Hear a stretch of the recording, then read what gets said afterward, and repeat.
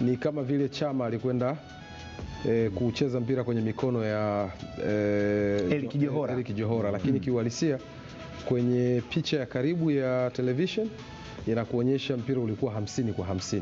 Tunasema ili mpira uwe mikononi kwa goalkeeper uwe kwenye contact ya gloves zake 100%, lakini ule mpira ulikuwa ni kama bado wa kugombania 50-50. Kwa mfano ungekuwa ni mpira wa hewani Msumi na Domayo, alafu mchezaji karuka kichwa. Uzuri mtoto wetu anatuletea taratibu kweli kweli. Hapo. Yes, hapo umedunda wa kwanza, ukamtoka wa pili hapa katika uwanja Seif Kirumba.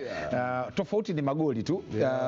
Mechi iliyopita alifunga goli upande wa huko akipokea pasi ya Eli Mpanzo Kibi Sawala, lakini leo anafunga huko kwa kichwa. Iangalie hiyo cross yenyewe, inapigwa cross. Simba hapigi cross, lakini wanapiga cross Frank Domayo.